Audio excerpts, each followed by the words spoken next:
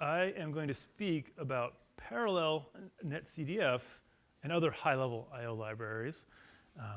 I don't work on Parallel-NetCDF as much as I used to back in the day, but I still like it as an example of a fairly straightforward MPI high-level I/O library.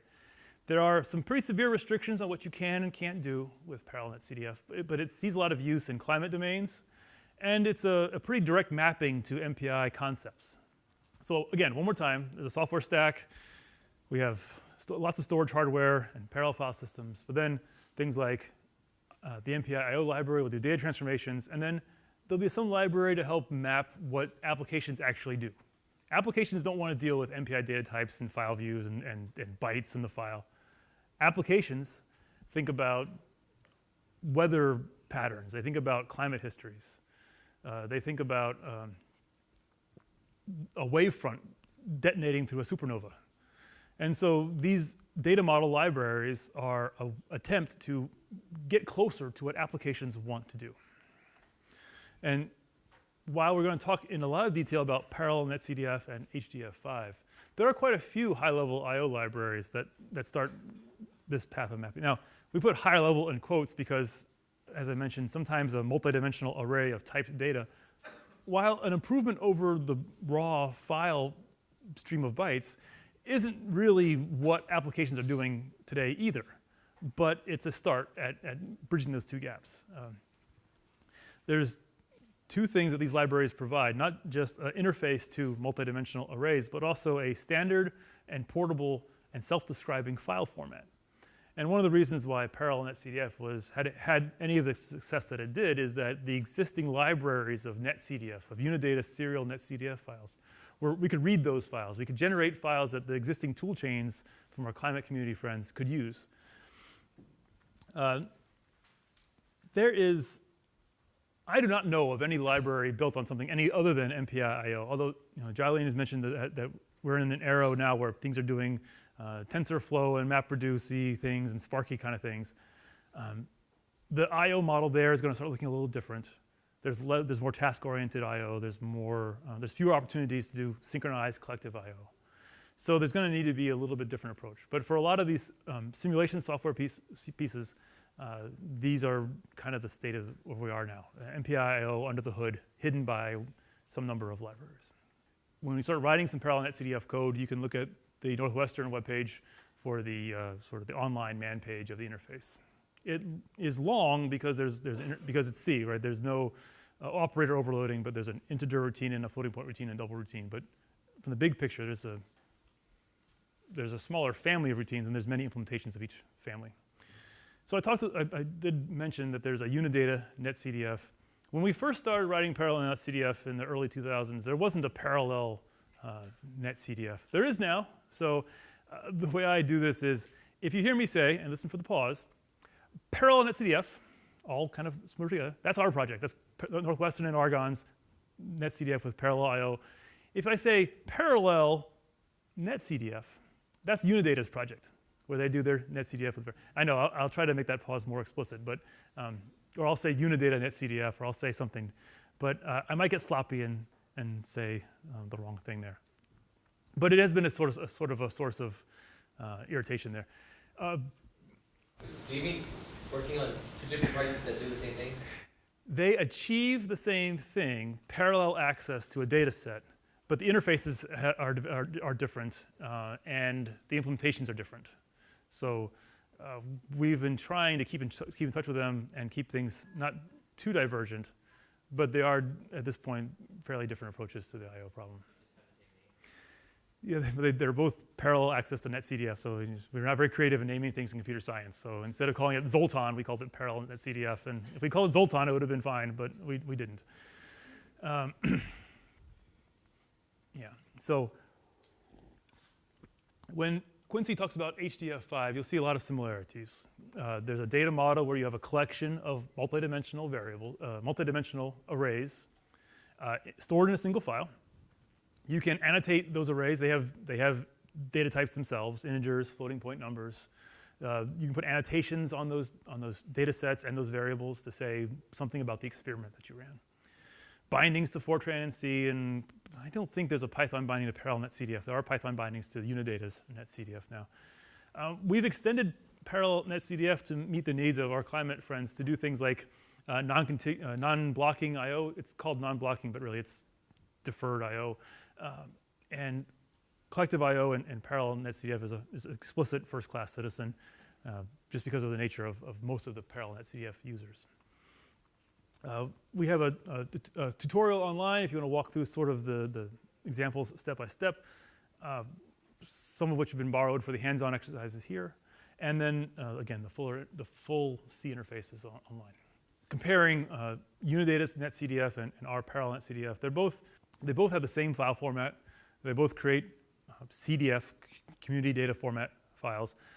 We have extended the file format to handle larger variables, and then contributed that new file format over to Unidata's NetCDF. So now there's even more continued portability between the two libraries.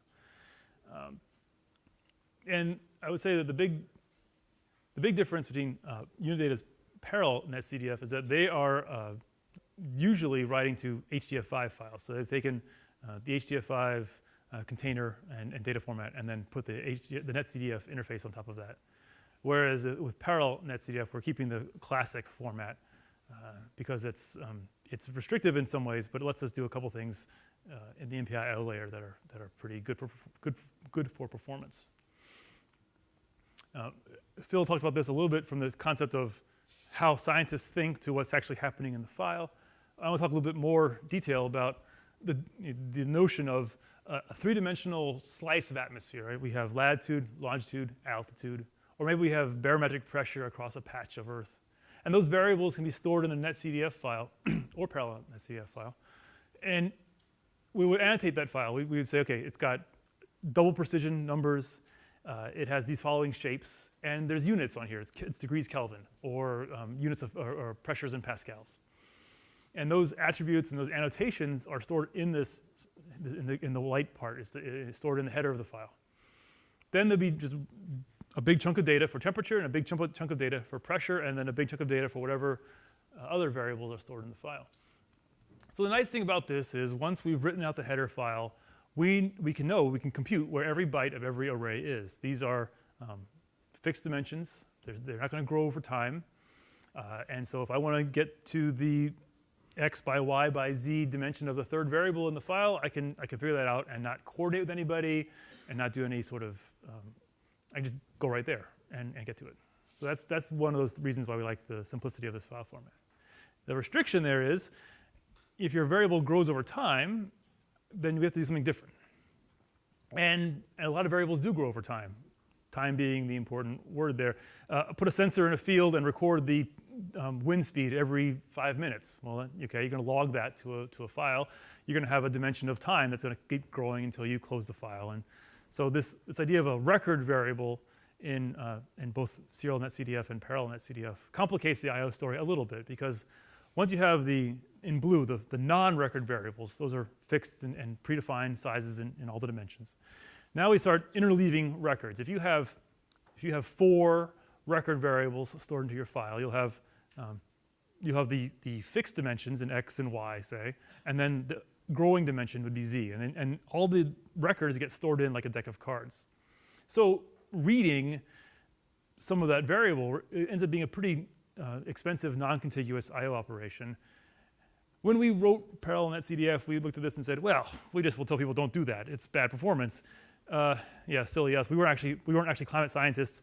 They do this all the time, right? So if you're using Parallel-NetCDF and you get bad performance, this is probably why. We can help tune things for that, but this is one of the reasons why they switched to an HDF backend. This restriction wasn't in place. There is also this idea of pre-declaring I/O. There's a bimodal interface. If you're going to write a NetCDF file or Parallel-NetCDF, this is true for both cases. First, you say, I'm going to do these things. I have these dimensions. I'm going to associate these dimensions with this variable. I'm going to annotate this variable in the following ways. And once you've finished define mode, then you switch into data mode, and you can't change the header file anymore. This is really helpful because now we've described what we're going to do, and then we do it. And if you look at other interfaces, separation of describing your data and executing your data shows up in a couple different places. You can think about non-blocking I/O, non-blocking communication in MPI, where we post a bunch of sends and of non-blocking sends and receives. We've described to the implementation, please get ready to receive data of the following shape. And then when you wait or test for completion, that's when all that happens and the library goes to work. Similar thing happens in Parallel-NetCDF. So let's see, fire up your editors again, and let's see if we can write a variable out to the file. Now we've done POSIX writes, we've done MPI/IO writes. In this case, let's try defining the dimensions of our variable and then writing it out to the file. I think and unlike the MPI or POSIX example, we can store an annotation on the file and not worry about separate header I/O. That all gets taken care of inside the library. Any other? Yeah. So let's give that a shot. Get used to. So we're going to do some things in define mode. Yeah. Question? Does MPI/IO's progress model differ from MPI in any way? So the question was about progress models. That's a pretty sophisticated question. I would expect nothing less from someone who spent several summers at Argonne. The idea of a progress model, right? When does work happen in your library? And in one model, there is progress that only happens when you call wait or test. You post the operation and nothing happens. And then when you test for completion, all the work happens and you get the answer back. Another model might have background progress happening. You post your non-blocking operations, things turn around in the background, and then when you get around to testing for completion, oh, hey, look, everything finished, great. This is what people expect when they think about non-blocking or asynchronous communication. In practice, most of the work happens in the test or wait routines. There are some implementations have background threads. In MPI/IO, if you do non-blocking writes and reads, you'll actually get the opposite. All the work happens at the non-blocking, when you post the non-blocking operation. And then when you test for completion, it's already done. We have thought some about how to make that better, but we were going mostly for correctness versus sophistication. There are some cases where true non-blocking I/O would make things really easy, but while there are pretty good asynchronous I/O interfaces for like laptop Unix file systems, those non-blocking interfaces don't often port very well to parallel file systems. So while they expose AIO wait, AIO write, AIO read, AIO suspend, in practice they don't really do anything in the background. So the answer is that there is no real way to get non-blocking I/O in the non-blocking I/O routines in practice. Yeah, thanks for asking. There seems to be some sort of risk in having all of your simulation data in one file. For example, if the header got corrupted, would you then lose all your data? Is there any way to recover that? Is it written in ASCII, some way that you could interpret and fix? So we're talking about the data resiliency. You have all your data in one file. The header gets corrupted. What's going to happen? Yeah, okay. I don't have a great answer for that one. If you lost your Parallel-NetCDF header through some tragedy, yeah, you would be out of luck. You could maybe regenerate the header and stitch together some data. How would you solve that? Well, we would rely on sort of the older traditional ways of solving problems. You archive the tape, you keep checksums, maybe you store checksums of the data alongside the header. Yeah, the header itself is kind of a weak link there. We have a group at Argonne that does that. They checksum everything. They checksum every message, and they are the first ones to send bug reports whenever anything happens to the storage. And they actually send a lot of bug reports. So yeah, you're on the right track. This is an important thing to worry about. I don't think I have a great answer for how to make a Parallel-NetCDF or a NetCDF data set bulletproof, other than kind of a lame answer of just make 3 copies of it. Now, when each copy is 2 terabytes, then this gets pretty expensive. But that's kind of where we are on that one. Breaking up the file into smaller chunks that have been checksummed with some error correcting code, that could be a possibility too. I think that solution would be outside of a Parallel-NetCDF. You would just apply that to any file at all. You could chunk and checksum and have error correcting codes for any file. And so I'm drawing a blank on any utilities that do that right now, but that would be an approach I would look at. In future storage systems, which is always fun to talk about, there is this notion of how do we provide performance and resiliency, and where on that slider do you want to live?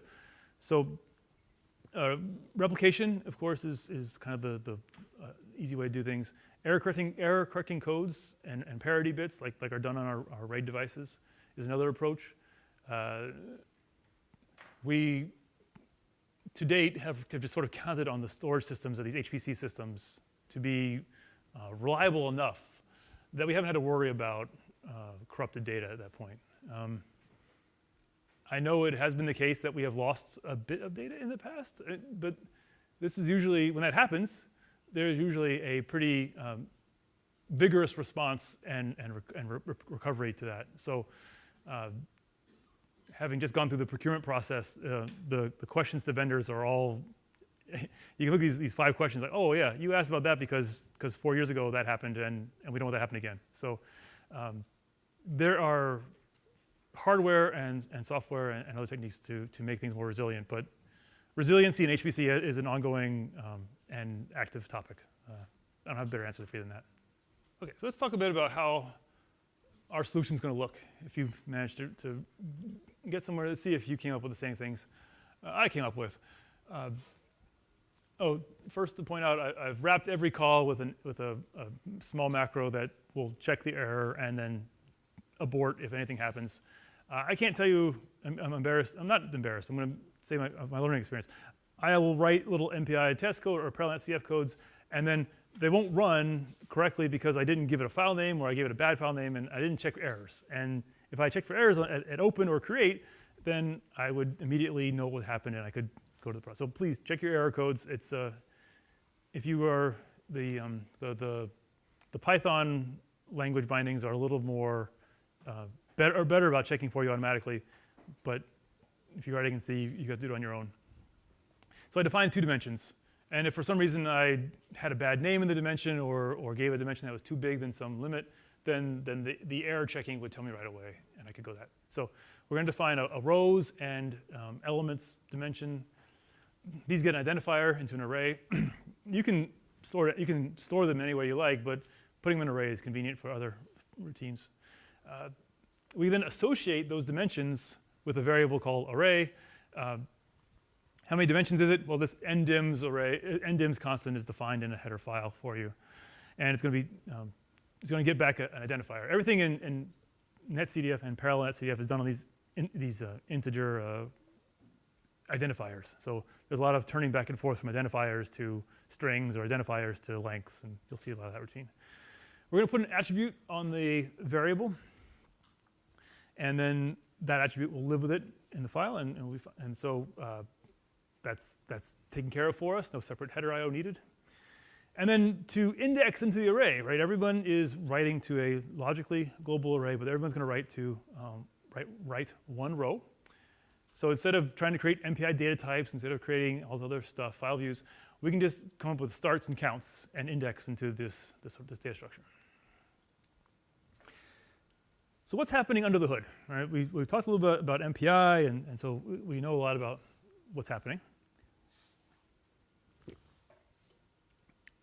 Creating the file in NetCDF and Parallel-NetCDF maps almost directly to MPI file open. Maybe the Parallel-NetCDF library set some hints for you. We talked a little bit about lock boundaries. There is an optimization in Parallel-NetCDF, for example, where it can look at the header and pad the header to the nearest block boundary on a file system. So if on GPFS, well, GPFS's lock boundary is pretty big. It's megabytes, so I don't think we do it there, but we can set an option for, say, Luster and pad out to 4 kilobytes. And that header can be cached in memory, so we don't need to worry about reading these small values from disk. Everyone has a copy of the header. Oh, because, I should have pointed this out, everybody has to do the same things in define mode. If one process defines a dimension and another process doesn't, when you get to NDEF, there will be an error. Hey, you said the file would have X, Y, and Z, but you only gave me X and Y. What's going on here? I don't know how to deal with this. The Parallel-NetCDF library cannot merge differences in metadata. And so caching. And then so rank 0 can do the I/O there, and everybody else can take care of their I/O when it comes time to that. The data mode is when we actually do I/O. We're making a collective call, but all the details of MPI file set view and MPI file write all are all hidden under the put vera all call. And then you keep going down the stack, and there's different things happening at each layer. If you were to look at all the MPI processes, this is an older tool called JumpShot, which is written in Java, and it hasn't really been maintained too much lately, but it's still a really great tool for seeing what's going on inside the application. So here I've recorded the JumpShot trace of a flash I/O checkpoint. In this view, every row here is an MPI process, and then time goes on from left to right. And what you can see here is that there is there's this salmon. The first step, everybody opens the file. It's hard to see from the view, but there are 10 small operations that happen, and those small operations are where the code is storing AMR information. Again, I mentioned how sometimes applications have to convert their sophisticated data structures into dumb multidimensional arrays, and this is where Flash does that. And then it's writing out 3 variables collectively. Some processes take a long time writing out the data. Those are the processes that are actually doing I/O. They're the I/O aggregators. And some processes aren't doing any I/O at all. They're just shoving their data off to rank 0 and then going on. So if you were to time this benchmark, if you were to benchmark the MPI routines here, then you might see some processes taking longer than others. But in the end, the answer you want to know is how productive was this I/O. We did not log any Parallel-NetCDF calls here, so you clearly can't see the put vera double all calls here. We just have to imply that's happening because we know that each write is going to map to one Parallel-NetCDF call. But again, I like this because we can see the small header I/O, we can see the collective I/O happening, and this gives an idea of what's going on. So if you were able to write and run and execute your hands-on 7, there's probably a Darshan log waiting there for you. Yeah, so this is an example where we're just writing Parallel-NetCDF. We're not going to read anything. We're just writing. So what does that look like? It looks a lot like the MPI I/O call. Darshan does record Parallel-NetCDF existence. It'll tell you, hey, you call the Parallel-NetCDF routine, but we haven't written a module in Darshan to give you detailed counts of how many times you called each routine. So the processing tools don't reflect the number of Parallel-NetCDF calls. I mean, in our toy example, it was pretty simple. We know we made one Parallel-NetCDF call per process. But you can see, again, it looks a lot like the MPI I/O call. There were many MPI I/O collective write operations. They were condensed or coalesced into one or 2 writes. There are 2 write operations, one for the header and one for the 640 bytes worth of integers that were written out. We can see that a Parallel-NetCDF header for this kind of variable, 2 dimensions, 1 variable, 1 attribute, is 132 bytes, apparently. If you write a Parallel-NetCDF file, how do you know what's inside it? We had to use utilities like OD or write a C utility to look at the POSIX or MPI example. With Parallel-NetCDF, and here, if you're a very eagle-eyed person, you see I used NCDump. NCDump is a serial NetCDF tool dumping out a parallel NetCDF generated file. And it'll tell you it has 2 dimensions, it has 1 array with an attribute on it called iteration, and then it'll start dumping out the 5 by 32 array of values. And you can see it's what we expected. Because it is a structured file, okay, the question was, could you use awk or grep? I think you could. This default output for NCDump doesn't really lend itself well to tools like awk or grep or sed that are typically line-based processors. Although with enough while loops and eating of rows, you could probably do something close.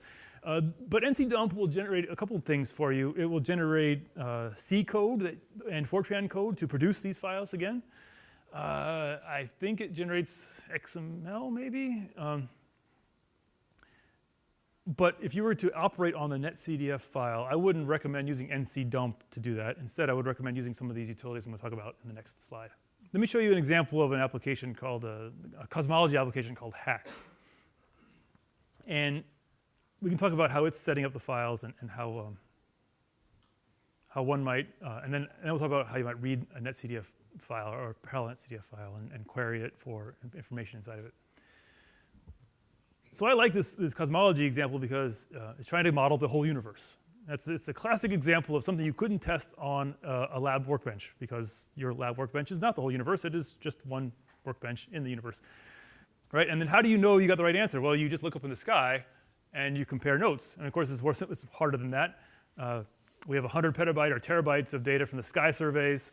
And at the other end, we have these simulations, which are starting with, how many? 2 trillion particles, detonate them, and let them run for 13 billion years.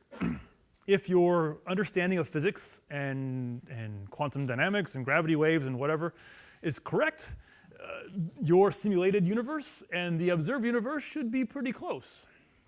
Now, I don't know how close they actually end up being, but if you end up with no spiral galaxies and maybe you need to change something in your simulation because we can observe there are spiral galaxies and they cluster in different ways.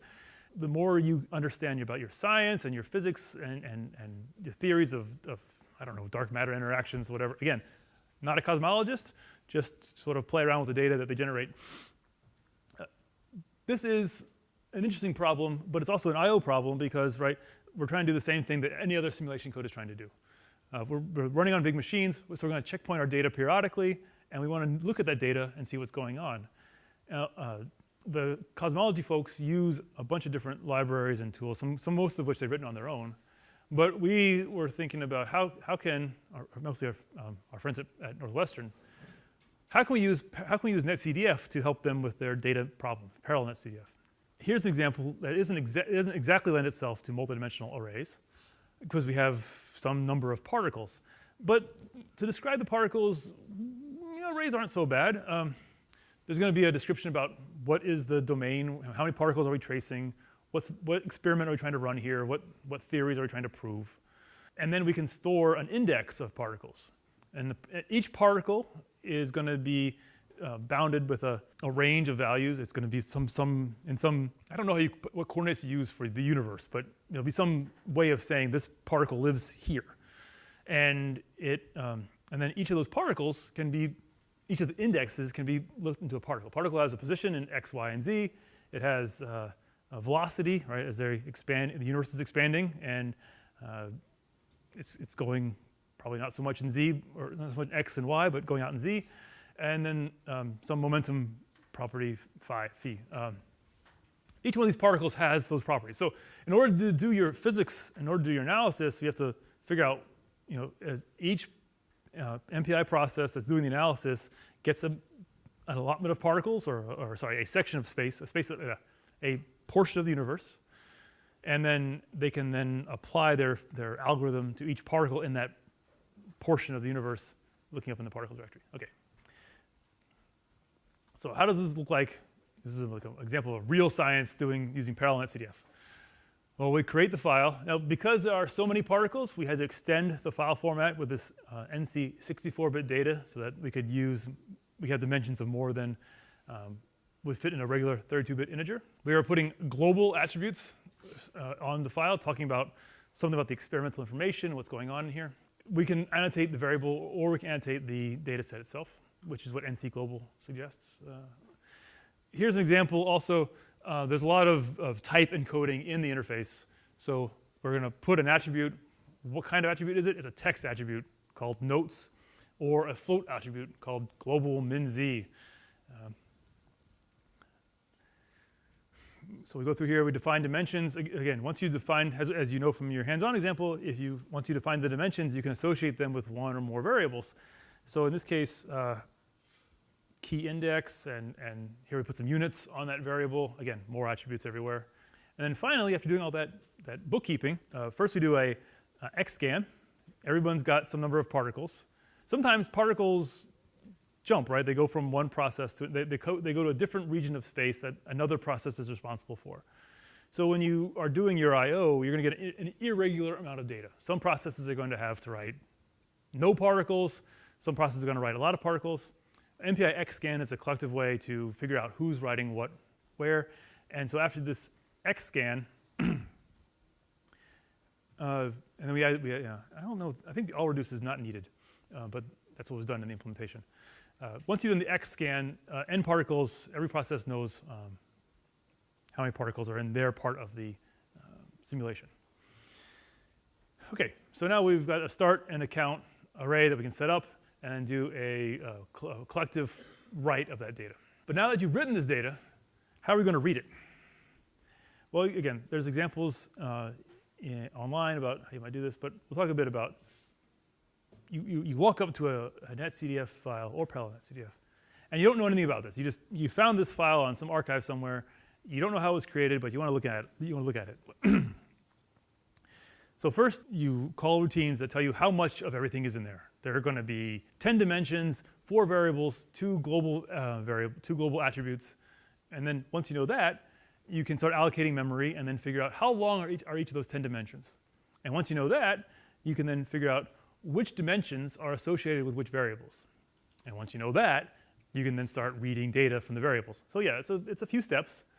Applications in, say, climate domains might have what's called a convention, and they can skip some of these steps. They know that if University of Boulder sends me a data set and they tell me it's climate convention 4, I know there's going to be a variable called atmosphere and a variable called wind speed, and I can just do those things and skip some of these steps. But if you didn't have that convention, you could still get there. They're still self-describing to an extent where, with enough legwork, you can get to where you need to go. So I was able to fit on one fairly compact slide a sort of first principles example of how you would inquire about a data set and figure out what's going on. So as I mentioned, we're going to open up the file. We inquire over the whole file, what's in here? How many dimensions are stored in this file? How many variables? How many global attributes? And do I have to deal with any record variables? And then once you know that, we can go through here and over every dimension, figure out how big it is. And then NC inc var, these INQ stands for inquiry. We can inquire of a variable, tell me about this variable. I know you have 10 of them in the file, so tell me about the 0th one, the first one, the second one, and so on. And then we can say something about it. Now this example just shows you the inquiry routines. I have left off the actual reading of data, but here's, like I say, there are self-describing data sets, and with this recipe, you can figure out what any NetCDF file has in it. So let's fire up those editors again and try to apply what we've learned to read one column out of our array. It's going to be a lot easier than the MPI example because we're just going to use NetCDF start and count values.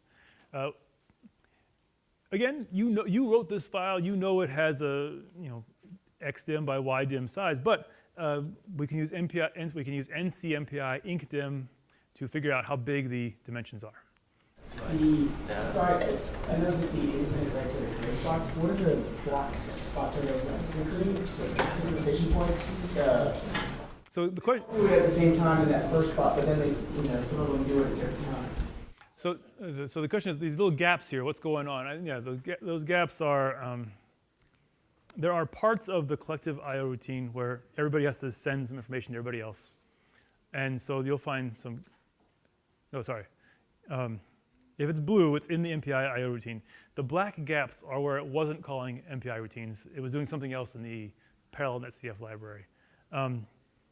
I think that gap represents the time to go from the time that the MPI routine returns and the next NetCDF routine is called. So they're calling put this variable, put this variable, put this variable, and so there's a small amount of overhead when you call the next functions.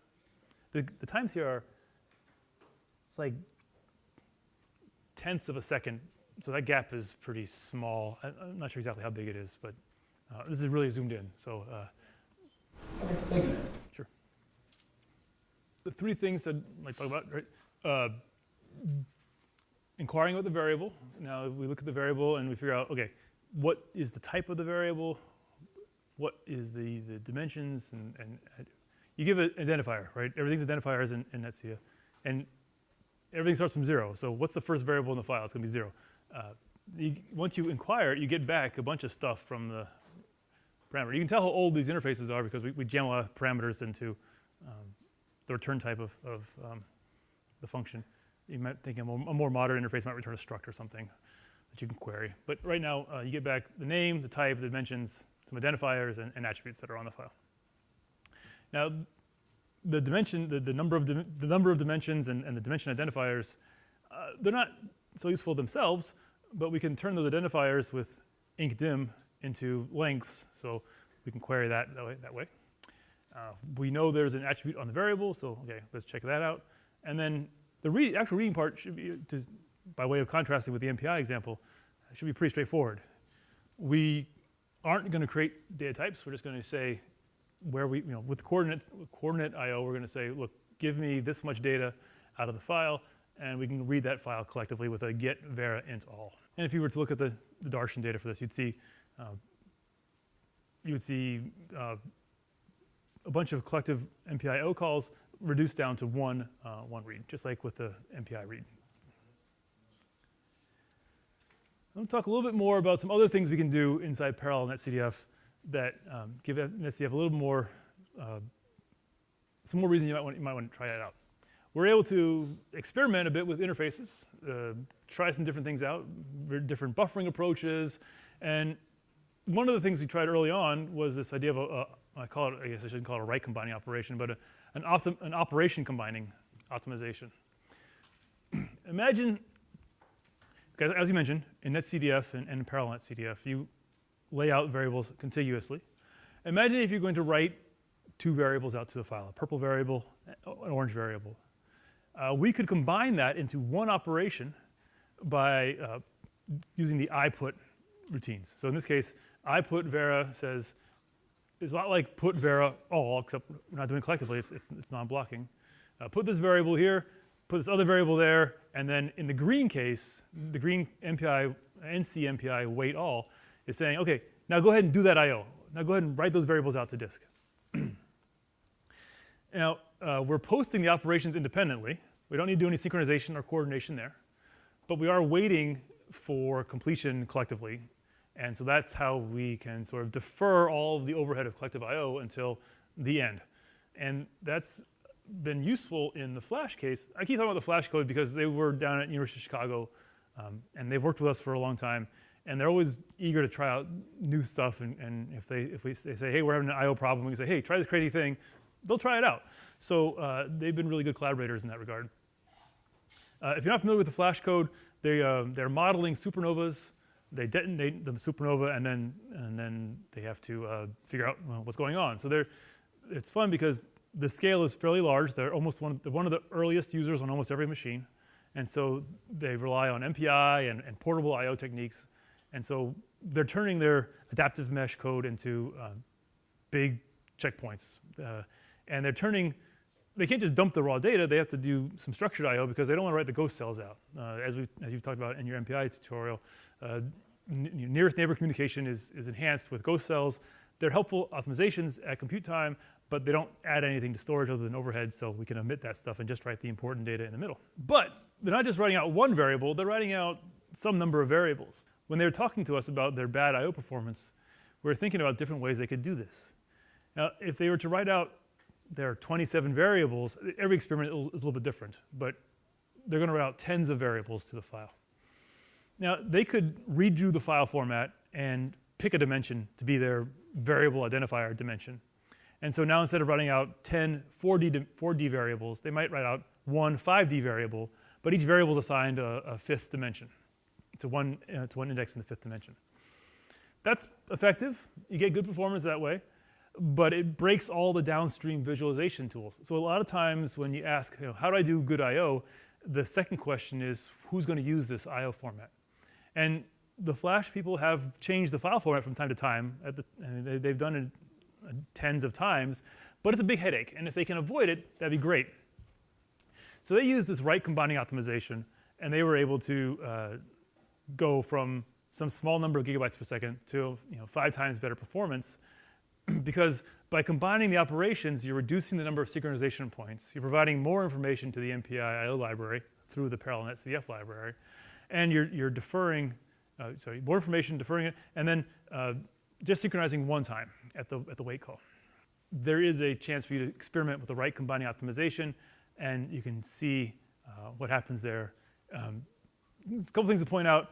The I-put commands are independent, but the wait all call is collective, and that's so the collectiveness is pushed off to actually wait for operations to finish. Oh, hi, Michael.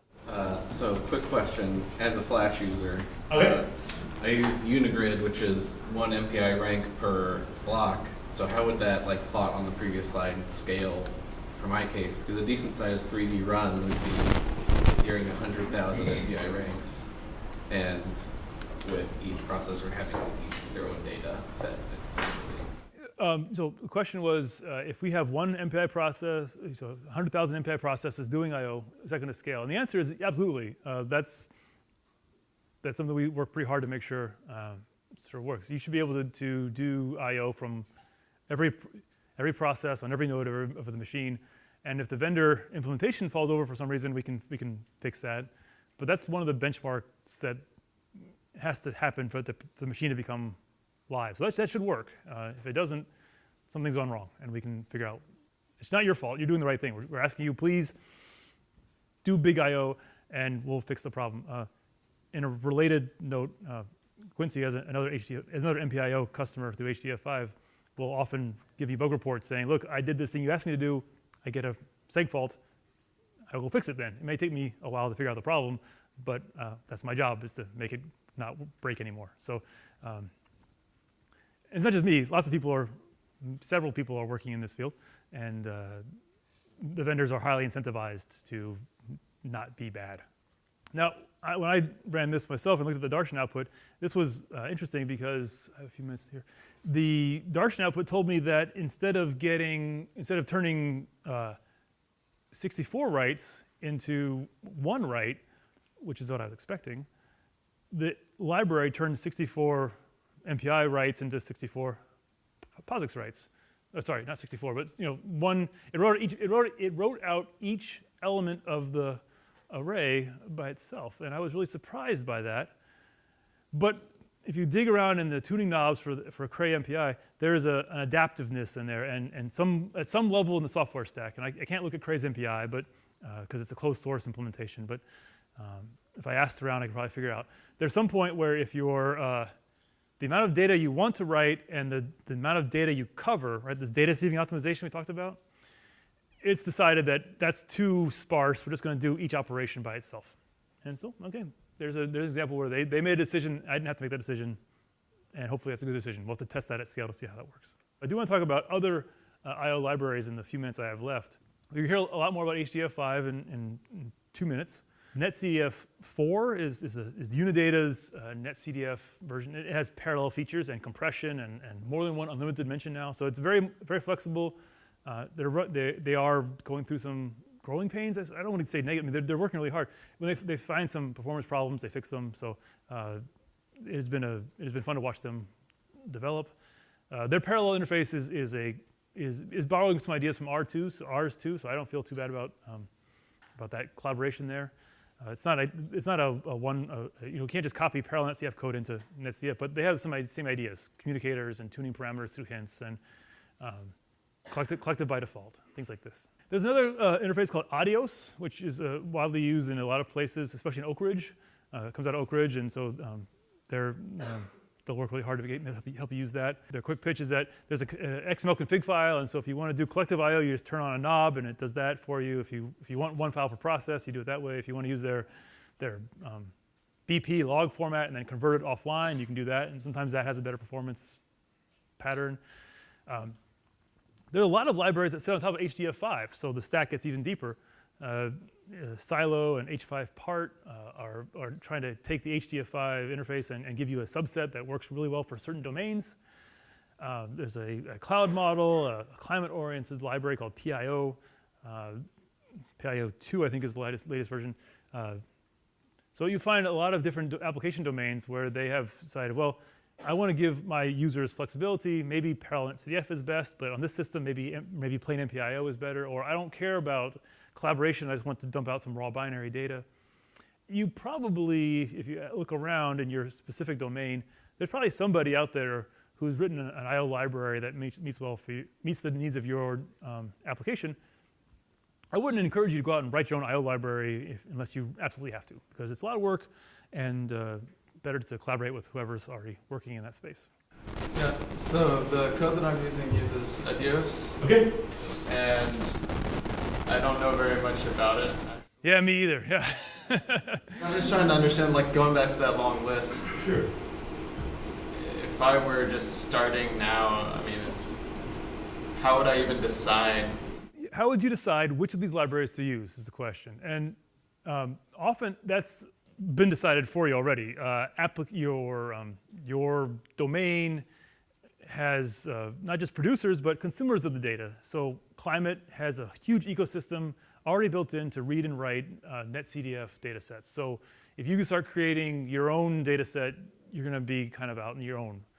I'm not sure what domain you're in, but if someone's already started using Adios and producing and consuming Adios formatted files or configured Adios in some way to do that, then you might have to learn that.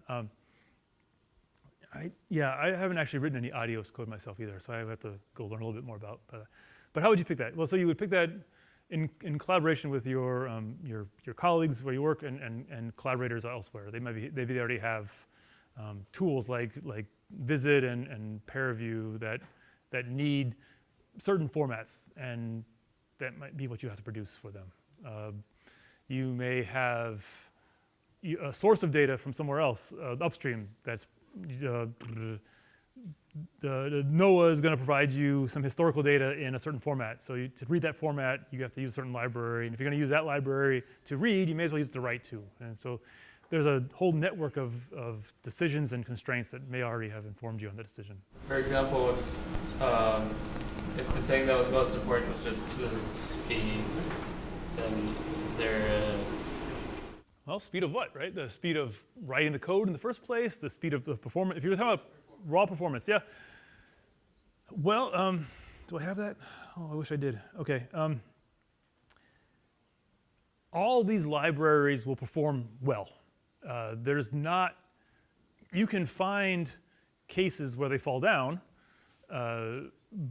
but they are not adding much overhead to the raw I/O calls, and in many cases giving you tuning and optimizations that you wouldn't think to do yourself and giving you better performance. So, the performance of these I/O libraries is certainly a factor. You want to make sure you're not wasting time, and it may be the case that you try a library out and you get bad performance, but there's actually a tuning parameter that's unique to your environment. So, again, coming back to the other factors that are involved, once you get to performance, you can then, if you're using one of these libraries, you can easily engage an expert in those libraries. And because you're working with Adios, HDF5, Parallel-NetCDF, you can get a lot more productivity that way. If someone comes to me and says, look, my weather code isn't doing weather, and I'd be like, well, I don't do weather either, so let's go figure out what's going on.